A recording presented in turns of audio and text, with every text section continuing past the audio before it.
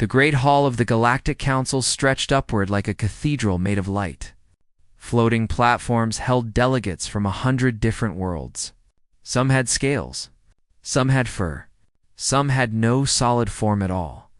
And in the center of it all, standing on the smallest platform, was a single human. Ambassador Taiho adjusted his simple black suit and looked up at the faces watching him. He had stood in this exact spot for 15 years. Before him, his father had stood here. Before his father, his grandmother. 300 years of humans speaking in this hall, asking for nothing but fairness. Today, he was asking for help. The Vora Empire has attacked our outer colonies, Taiho said. His voice was calm. He had practiced keeping it calm. 12,000 humans are dead. 3 farming worlds are burning. We request military support from the Council fleet. High Chancellor Ren of the Eldari leaned forward on his floating throne. The Eldari were tall and thin, with silver skin that seemed to glow from within. They had founded the Council 8,000 years ago, and they never let anyone forget it. Ambassador Ren said, "The Council has many concerns to balance. The Vora situation is... complicated. Complicated." Taiho kept his hands still at his sides. "They are killing our people. Your people have a history of exaggeration." Ren waved one long hand dismissively. Perhaps if humans focused less on drama and more on diplomacy, these situations would not arise. Laughter rippled through the chamber. Not from everyone, but from enough. Taiho felt something cold settle in his chest. He had felt it before. Every human ambassador felt it eventually. The quiet understanding that no matter how much they gave, no matter how hard they worked, they would always be the junior species. The newcomers. The children at the adult table. He thought about Commander Giwu, who had written the tactical manuals that the Council fleet still used. He thought about Dr. Minho, whose crop modifications fed 12 species across 40 worlds. He thought about Captain Somi, whose peacekeeping missions had prevented 3 wars in the last decade alone. None of them were in this room. None of them would ever be invited. "I call for a vote," Taiho said quietly. "All in favor of providing military assistance to human space." The chamber went silent. Delegates looked at each other. Some whispered into communication devices. Some simply stared at the ceiling, one by one. The votes registered on the great display above the chamber. 12 species abstained. 5 voted against, none voted in favor. Taiho stared at the numbers. He had expected disappointment. He had prepared for rejection. But this complete and total abandonment, he had not prepared for this. High Chancellor Ren smiled. It was not a cruel smile. It was worse than that. It was the smile of someone who had already forgotten about the matter entirely. "The motion fails," Ren announced. "Perhaps, Ambassador, your species should focus on resolving its own problems. The Council has more pressing matters to discuss." Taiho stood very still for a long moment. The other delegates were already turning away, already moving on to the next item on their endless agenda. He thought about begging. He thought about threatening. He thought about all the things his predecessors had done in moments like this. Instead, he bowed. "Then humanity withdraws from the Galactic Council," he said. "Effective immediately." The words hung in the air. For a moment, no one reacted. Then Counselor Malik of the Torvin Collective laughed nervously. "Ambassador, please. There is no need for dramatic gestures. This is not a gesture." Taiho gathered his documents slowly, carefully. "This is a decision. Humanity thanks the Council for 300 years of partnership. We wish you well in your future endeavors." He stepped off his platform and walked toward the exit. His footsteps echoed in the sudden silence. High Chancellor Ren stood. "Ambassador Taiho, you cannot simply leave. There are procedures, treaties, obligations." Taiho stopped at the great doors. He turned back one final time. "We fulfilled our obligations," he said. "Every single one. The question is whether the Council fulfilled theirs." He walked out. The doors closed behind him. In the chamber, the delegates looked at each other in confusion. Some laughed nervously. Some shook their heads in disapproval. "Humans," Ren said, settling back into his throne. "Always so emotional." They will return within the month, begging for readmission. The others nodded in agreement. The meeting continued, 3,000 light-years away. Captain Somi was running combat drills when the coded message arrived. She read it 3 times before she believed it. Operation Silent Dawn. All human personnel to return to Earth. Space. No exceptions. No delays. She looked out the viewport at the alien station they were assigned to protect. For 12 years, she had served here. She had bled here. She had lost friends here. The aliens who ran the station had never learned her name. To them, she was simply the human captain. Replaceable. Forgettable. She opened a channel to her fleet. All ships, this is Captain Somi. We're going home, Captain. Her first officer, Lieutenant Nari, stepped onto the bridge. What about the defense grid? The patrol schedules? Not our concern anymore. Nari stared at her. They'll be vulnerable without us. Somi thought about that for a long moment. She thought about the years of sacrifice. The missions no one thanked them for. The funerals no alien ever attended. Yes, she said finally. They will. Within 48 hours, every human ship in the galaxy changed course for Earth. Engineers packed their tools. Doctors closed their clinics. Soldiers handed over their posts. They did not sabotage anything. They did not steal anything. They simply left. On Kethos 7, Chief Engineer Doan handed the atmospheric processor controls to his Eldari replacement. The Eldari looked at the modified systems with confusion. What is all this? He demanded. This is not standard design. I made improvements, Doyan said. They increase efficiency by 40%. Improvements? You altered council equipment without authorization? Doyan almost laughed. He had worked 18-hour days for 5 years to keep 3 million aliens alive on this hostile world. He had never once been thanked. Good luck, he said, and walked toward the last transport to Earth. The Galactic Council did not try to stop the humans from leaving. Why would they? Humans were useful, yes, but not essential. The galaxy had existed for millions of years before humans discovered fire. It would continue without them. High Chancellor Ren sent no messages. He issued no statements. In his mind, the matter was already closed. On Earth, Ambassador Taiho walked through the doors of the new human parliament. President Hannah was waiting for him. It's done? She asked. It's done. She nodded slowly. There was no celebration. No anger. Just a quiet, tired determination. Then we begin, she said. From this day forward, humanity stands alone. The stars continued to shine. The galaxy continued to turn. And somewhere in the vast darkness between worlds, a new chapter was beginning. The council did not notice they would. 6 months passed, and the galaxy continued to spin. The Galactic Council met every cycle, as they had for 8,000 years. Delegates argued. Votes were cast. Decisions were made. Everything seemed normal, but Counselor Malik of the Torvin Collective was beginning to notice things. It started with the trade disputes. The Torvin and the Cephas had been arguing over mining rights for decades. In the old days, a human mediator would sit between them, listening to both sides, finding the hidden ground where agreement could grow. Disputes that once took 3 days now stretched into 3 months. This is unacceptable, Malik growled during one endless session. Where is the human delegation? They always found solutions. The Cephas delegate looked at him with confusion. The humans left. 6 months ago. Do you not remember? Malek fell silent. Of course he remembered. But somehow, he had thought they would return. Everyone had thought they would return. On the mining world of Kethos 7, things were getting worse. The Eldari engineer who had replaced Doyan stood in the atmospheric control center, staring at screens full of numbers he did not understand. The human had modified everything. The cooling systems, the oxygen recyclers, the pressure regulators, nothing matched the standard blueprints. Why would he do this? The engineer muttered. Why change what works? An alarm began to flash. Oxygen levels in the eastern habitat were dropping. The engineer reached for the controls, then stopped. He did not know which ones to touch. 3 hours later, 600 Torvin miners were dead from suffocation. The council called it a tragic accident.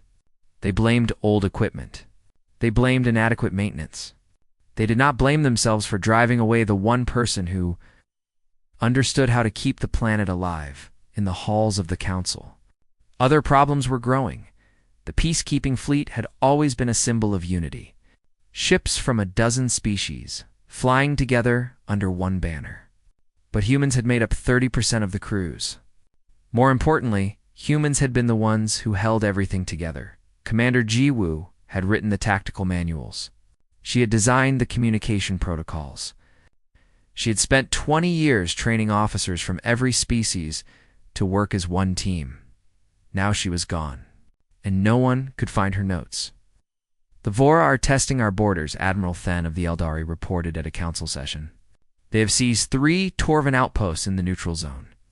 "Then respond with force," High Chancellor Wren said impatiently. "With what force? Half our captains cannot coordinate a simple patrol. The human officers handled all tactical planning. Without them, we are struggling." Wren waved his hand dismissively. "Humans are not special. Their methods can be learned. In time, perhaps, but the Vora are not giving us time." On a small farming world called Cephas Prime, Counselor Thesa watched her people begin to starve. Dr. Minho had worked there for 15 years. He had developed hybrid crops that could grow in the thin, acidic soil. He had created irrigation systems powered by the planet's own thermal vents. He had turned a dying world into a garden. When the humans left, Minho had offered to train replacements. The council had refused. Why waste resources on something so simple as farming? Anyone could grow plants, but no one could. Not like Minho. The hybrid crops needed constant adjustment. The soil chemistry changed with the seasons. The irrigation systems required daily calibration.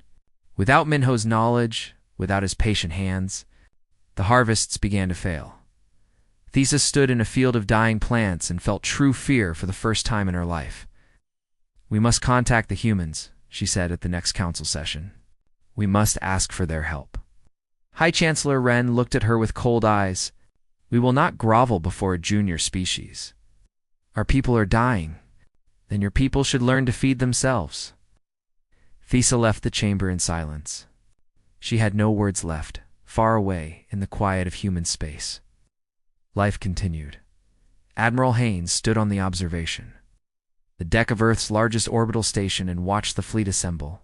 For 300 years, humanity had scattered itself across the galaxy, serving others. Now, for the first time, they were coming home.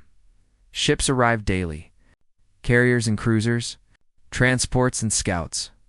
Each one carried humans who had finally stopped waiting for gratitude that would never come. "Status report," Hyun said. His aide, a young officer named Jisoo, checked her tablet. 94% of all human personnel have returned to Earth space. The remaining 6% are in transit. And the defense grid.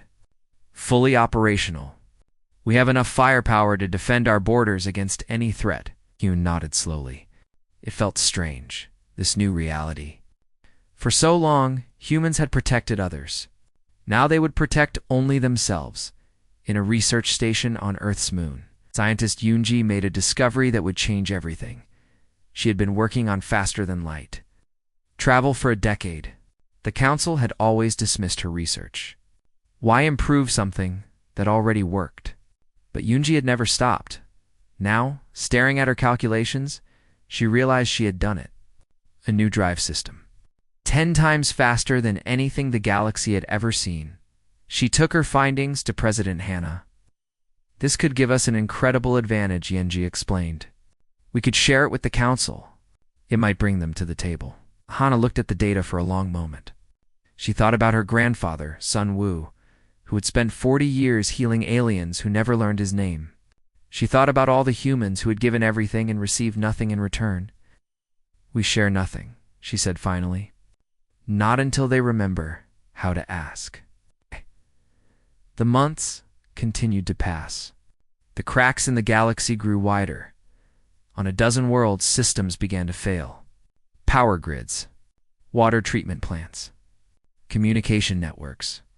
Humans had built or maintained so many things, and now there was no one left who understood how they worked. The Vora Empire watched with hungry eyes. They had always feared human soldiers, human tacticians, human stubbornness. But now the humans were gone, locked away in their own corner of the galaxy. The Vora began to plan in the council chambers. High Chancellor Wren continued to insist that everything was fine. The humans would return. The problems would solve themselves. The galaxy did not need such a young species to survive. But late at night, alone in his quarters, even Wren was beginning to wonder. He had received reports. Failing infrastructure, rising tensions. The Vora growing bolder by the day, and through it all, silence from Earth. Complete and total silence. He had expected anger. He had expected demands. He had expected humans to come crawling back, begging for forgiveness. Instead, there was nothing. And somehow, the nothing was worse than anything else. Counselor Malik of the Torvin Collective sat in his office and read the death toll from Kethos 7. 600 dead. Then 2,000 more when the heating systems failed. Then 4,000 when the food supplies ran out. He had never thanked Do-Yan for keeping his people alive. He had never even learned the human's name until after he was gone. Now it was too late. The galaxy continued to spin. The stars continued to shine. And somewhere in the vast darkness, a reckoning was coming. The council was not ready. They never would be. 2 years had passed since the humans walked away, and the galaxy was breaking apart. The Vora Empire did not ask permission. They did not negotiate. They simply took what they wanted. Their warships moved through the neutral zones like shadows, swallowing world after world. The Torvin border colonies fell first, and the mining stations, and the trade routes that connected the Council's core systems to the outer territories. Counselor Malik stood before the Council and begged for action. "They have taken 17 of our worlds," he said. His voice shook with anger and fear. 17. And we have done nothing. High Chancellor Wren looked down from his floating throne with tired eyes. He had aged badly in the last 2 years. The silver glow of his Eldari skin had faded to a dull gray. "We have sent formal protests," Wren said. "We've demanded negotiations." "Protests?" Malik slammed his fist on the podium. "The Vora are laughing at us. They know we cannot stop them. Our fleet is a joke. Half the ships cannot coordinate with each other. Our best tacticians are gone. Our best engineers are gone. Everyone who knew how to fight is gone." The chamber fell silent. Everyone knew what Malek meant. Everyone knew who he was talking about, on the front lines. What remained of the Council fleet tried desperately to hold the line. Admiral Then, of the Eldari, commanded from his flagship, the Eternal Light. He had been a soldier for 200 years. He had never felt so helpless. "The Vora are flanking our left wing," his tactical officer reported. "We need to adjust formation." "Then adjust it." I do not know how, Admiral. Commander Jiwoo always handled fleet movements. Her protocols find someone who understands her protocols. There is no one, Admiral. She designed them for human reaction times. Our officers cannot keep up. Then closed his eyes. He remembered Jiwoo, small for a human, quiet, unassuming. She had sat in strategy meetings and said, little while the Eldari admirals argued about theory and tradition. Then, when battle came, she had moved fleets like pieces on a game board. She had seen patterns that others missed. She had won victories that should have been impossible. And when she left, she had taken all of that knowledge with her. The Vora fleet broke through the Council's left wing. 3 cruisers were destroyed in the first 5 minutes. On Cephas Prime, famine had become a catastrophe. Counselor Thessa walked through fields of dead crops and tried not to cry. Millions of her people had fled to other worlds. Millions more had nowhere to go. She had found Dr. Minho's old research notes in an abandoned laboratory. Pages and pages of careful observations, soil samples, weather patterns, planting schedules. Everything he had learned in 15 years of patient work, she could not understand a single page. Human writing was strange. Their scientific notation was different. Their units of measurement made no sense. Everything was designed for human minds, and no one had thought to translate it. "Why did you not teach us?" Thesa whispered to the empty room. "Why did you leave us nothing?" But she knew the answer. Minho had offered to teach. The council had said no. Why would the great species of the galaxy need lessons from a human farmer? Now the great species were starving. In human space, life was different. Admiral Haynes stood in the command center of Earth's defense network and watched the galaxy burn on distant screens. Ships moved across the display, red for Vora, blue for Council. The blue dots were disappearing one by one. "Vora have taken the Nexus station," his aide reported. "The Council's main communication hub is gone." "I see it, Admiral." "Should we do something?" Hune was quiet for a long moment. He thought about all the years he had spent serving the Council, the battles he had fought, the friends he had lost, and he thought about the vote. 12 abstentions, 5 against. Ow. None in favor. "We protect our borders," he said. Nothing more. On Earth, President Hannah received daily reports from across the galaxy. She read every one. She felt the weight of every death, every destroyed world, every cry for help that would never be answered. Her advisors urged her to act.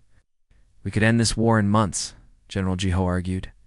"Our new ships are faster than anything the Vora have. Our weapons are more advanced. We could save millions of lives." "And what would we get in return?" Hannah asked. "The gratitude of the galaxy." Hannah laughed, but there was no humor in it. "We had their gratitude for 300 years. It meant nothing. Then what is your plan? To watch them die?" "My plan is to wait, until they remember that we are not tools, till they remember that we are people." Jiho left the room in frustration. He was a soldier. He had spent his life protecting others. Ow. Doing nothing went against everything he believed. But he also understood. He had been there when the council voted. He had seen the casual dismissal in their eyes, the complete certainty that humans did not matter. Let them learn differently. In her research station, scientist Yunji continued her work. The new FTL drive was just the beginning. She had ideas for weapons, shields, communication systems. All of it designed by humans, for humans.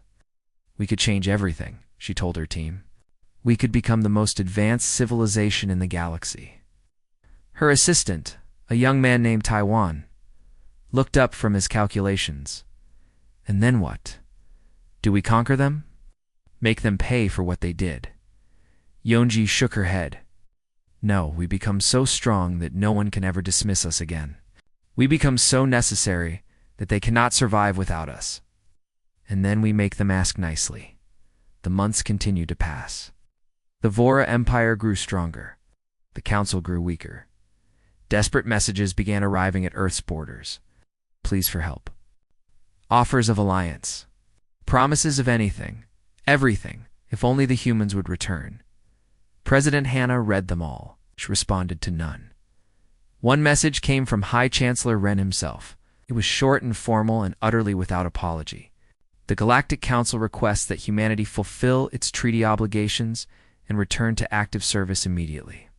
Hannah laughed when she read it. She laughed until tears ran down her face. "He still thinks he can order us around," she said to her empty office. "After everything, after all of this, he still thinks we are his servants." She deleted the message without responding. On the border of Vora space, a small freighter drifted through the darkness. Its crew was dead. Its cargo was stolen. But its emergency beacon still broadcast a weak signal. Captain Somi detected it from her patrol ship. She changed course to investigate, more out of habit than hope.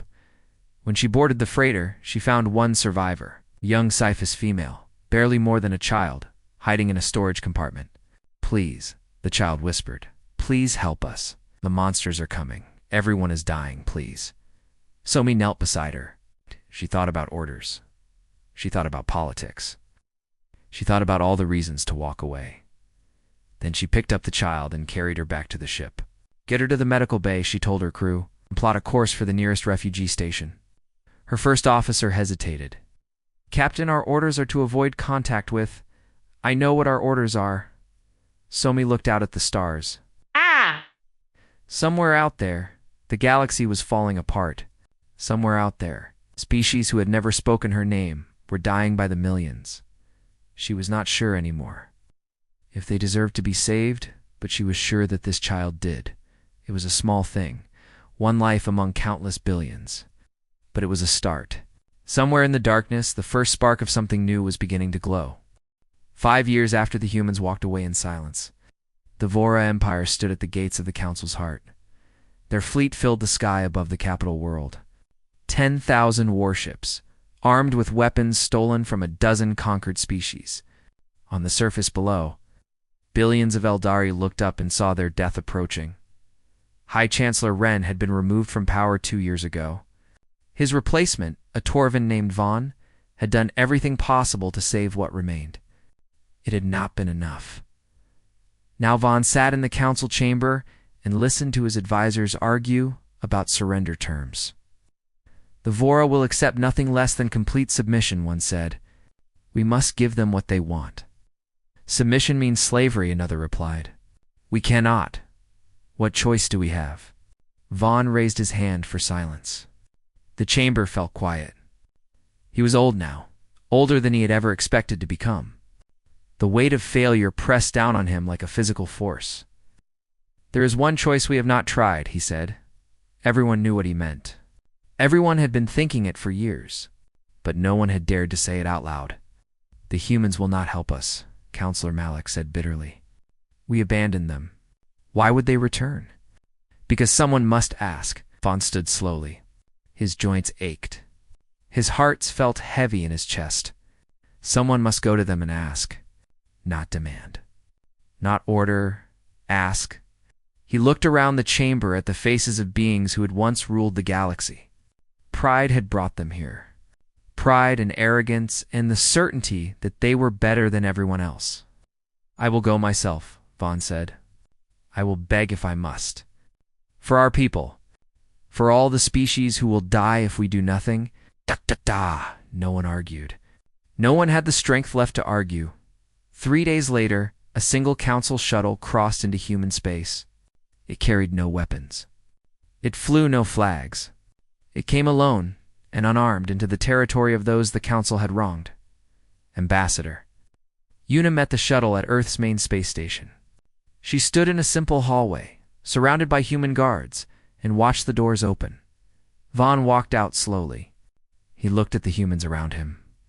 Their faces were blank. Professional. They gave nothing away, Ambassador. He said. Thank you for receiving me, High Chancellor. Yuna did not bow. She did not offer her hand. You have come a long way. I have come to speak with your government. 2. To ask for help. Yuna led him through the station in silence. The halls were clean and bright. Human technology hummed quietly in the walls. Everything spoke of a civilization that had been building, growing, preparing for something. The human parliament met in a great circular chamber on Earth's surface.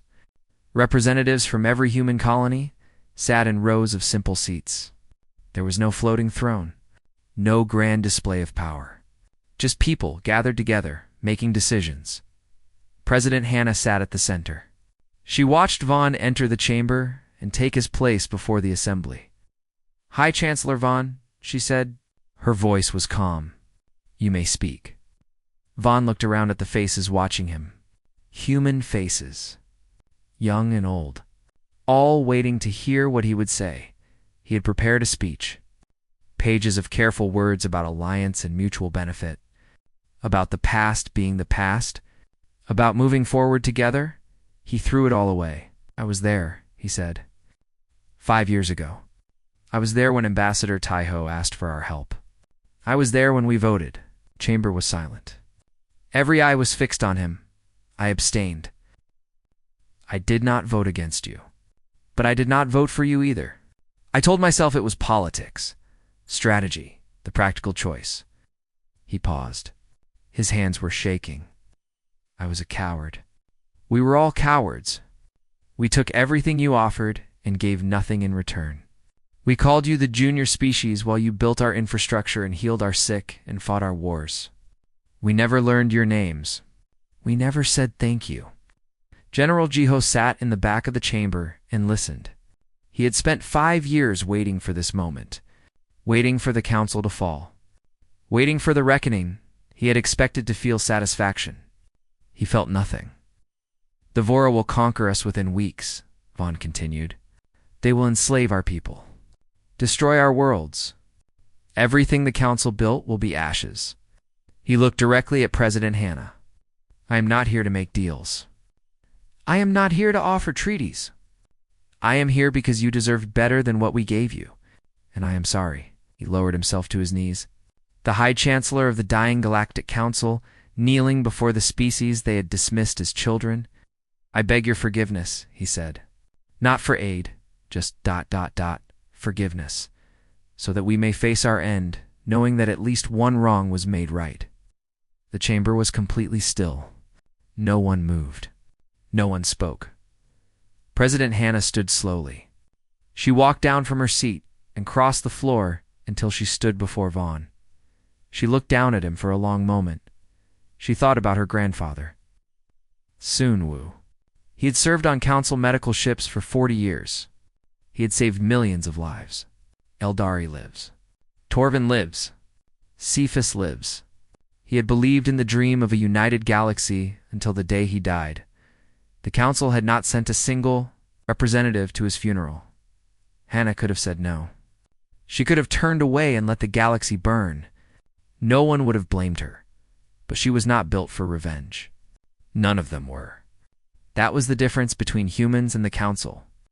Humans did not help others because they expected something in return. They helped because helping was the right thing to do. Stand up, she said quietly. Vaughn looked up at her with confusion. Stand up, High Chancellor.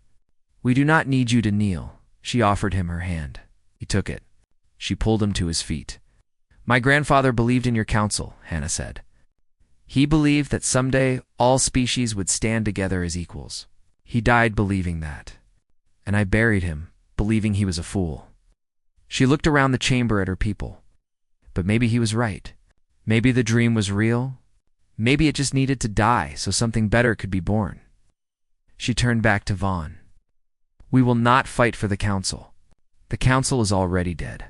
But we will fight for the innocent people who have done nothing wrong. We will fight for the species who never voted against us. We will fight because that is who we are. Vaughn stared at her. You will help us? We will help them. All of them. Even the Eldari who laughed at us. Even the ones who called us children. Because that is what makes us different. That is what makes us human. General Jiho rose to his feet. So did Admiral Heen. So did Captain Somi and Commander Jiwoo and every other officer in the chamber.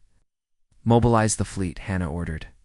All ships, all forces. We move at dawn. Aho saluted. Yes, President. As the chamber emptied, Vaughn stood alone with Hannah. He was still shaking. I do not understand, he admitted.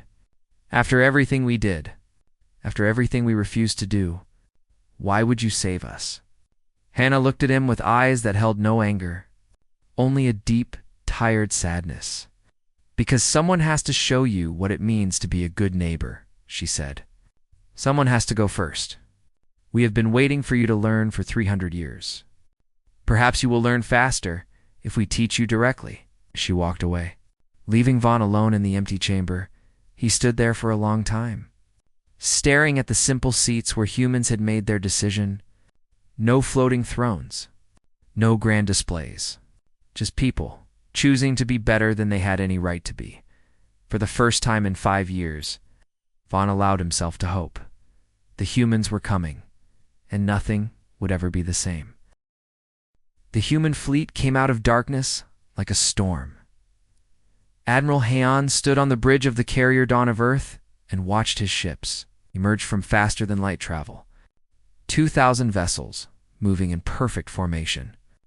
Every one of them carried weapons the galaxy had never seen. Every one of them was crewed by humans who remembered what it meant to be dismissed. Fleet status, Heon said. All ships reporting ready, Admiral.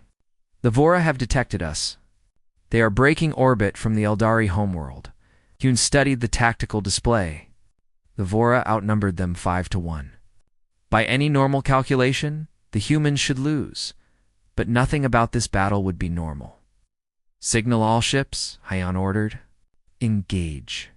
The human fleet moved like water, flowing around the Vora formations and striking from angles that should have been impossible. Human ships were faster now, thanks to Yoonji's new drive systems. Human weapons hit harder. Human shields held longer. But more than technology, it was the humans themselves that made the difference. Commander Jiwoo had returned to service. She sat in a small room at the heart of the fleet, surrounded by screens and data streams, and she moved ships like chess pieces. She saw patterns the Vora could not imagine. She found weaknesses that should not have existed. In the first hour of battle, the humans destroyed 300 Vora warships. They lost 12. General Jeho led the ground forces. Transport ships descended through the burning sky of the Eldari homeworld. Carrying soldiers who had spent 5 years preparing for exactly this moment, the Vora had occupied the capital city. They had set up defensive positions in the ancient halls where humans had once been dismissed as children. Now human soldiers fought their way through those same halls, clearing them room by room. Jeho found the old council chamber. The floating thrones had been torn down. The great displays had been smashed. Vora flags hung from the broken walls. He stood in the center of the room and remembered Ambassador Tai-ho. Walking out these doors with quiet dignity, he remembered the silence that followed. Asher, one of his soldiers said. The Vora commander is requesting a ceasefire. Jeho looked at the flag above the ruined throne. Then he tore it down. Tell him we accept. Unconditional surrender. No negotiations. On 100 worlds, the story was the same. Captain Somi broke the siege of Ketho 7. The planet's atmosphere was failing again, just as it had when Do-Yan left. But this time, human engineers came with the soldiers. They worked through the night, repairing systems, restoring power. Keeping millions of aliens alive, Dr. Minho returned to Cephas Prime. The fields were dead. The soil was poisoned and the people were starving. He walked through the ruins of his old laboratory and felt his heart break. But he did not give up. He never gave up. Within a week, he had new crops growing in experimental beds. Within a month, he had trained 100 Cephas farmers to continue his work. This time, they listened. This time, they learned. Lieutenant Nari led a peacekeeping force to the Torvan border. The fighting there had destroyed entire cities. Refugees wandered the ruins, searching for food and shelter. Nara organized the relief effort. She coordinated supplies, managed camps, mediated disputes between species who had been killing each other for years. She did it without complaint. She did it without expecting thanks. But thanks came anyway. Slowly at first, then in floods. An Eldari woman approached her after a supply distribution. The woman was old, her silver skin faded with age and hardship. I remember you, the woman said. You were stationed here before? Before the humans left, Eri nodded. I remember you too. You worked in the administration building. I never learned your name. I never asked. The woman's eyes filled with tears. I am sorry. I am so sorry. Nuri did not know what to say. She had spent years being invisible, being forgotten, being dismissed. My name is Nari, she said finally. It is good to meet you. The war ended not with a great battle, with a quiet surrender. The Vora Emperor sent a message to Admiral Hayan. His fleet was destroyed. His armies were retreating. His empire was collapsing. We request terms, the message said. We are prepared to negotiate. Hyun did not negotiate. He presented demands. The Vora would return every conquered world. They would pay reparations to every species they had harmed. They would submit to observation by a new peacekeeping force. The Emperor agreed to everything in the aftermath. The Galactic Council held its final session. The chamber was still damaged. The floating thrones had been replaced by simple platforms at ground level. For the first time, in 8,000 years, every species sat as equals. High Chancellor Vaughn spoke. "The Galactic Council is dissolved," he said. His voice echoed in the ruined hall. It represented an old way of thinking, a hierarchy based on age and power, a system where some species mattered and others did not. He looked at the human delegation. President Hannah sat among her people, neither higher nor lower than anyone else. In its place, we proposed the Galactic Assembly, an organization where every species, regardless of age or size or power, holds equal voice, where decisions are made together, where no one is dismissed as a junior member. The vote was unanimous. The assembly was born. President Hannah was asked to serve as the first speaker of the assembly. She refused. "Humanity will take no special position," she said.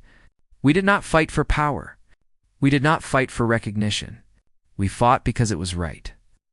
She looked around the chamber at the faces of 100 species, Eldari and Torvin and Cephas and dozens of others, all of them watching her with something new in their eyes.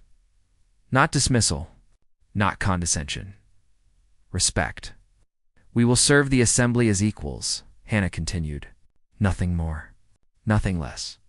And we will hold you to the same standard. When we ask for help, we expect to receive it. When we speak, we expect to be heard, not because we are strong, not because we are advanced, but because we are people, just like you." The chamber was silent. Then, slowly, every species rose to their feet. They stood in respect as the human delegation took their seats. The same seats they had occupied for 300 years, the same place where they had been laughed at and dismissed and forgotten. This time, no one laughed. Ambassador Taiho was old now. He had not expected to see this day. He had walked out of this chamber 5 years ago, believing that humanity would never return. He stood among his people and felt tears on his face. His aide, a young woman named Minji, leaned close. "Ambassador, are you all right?" Taiho smiled. "I was thinking about silence," he said. "We left in silence because words meant nothing to them.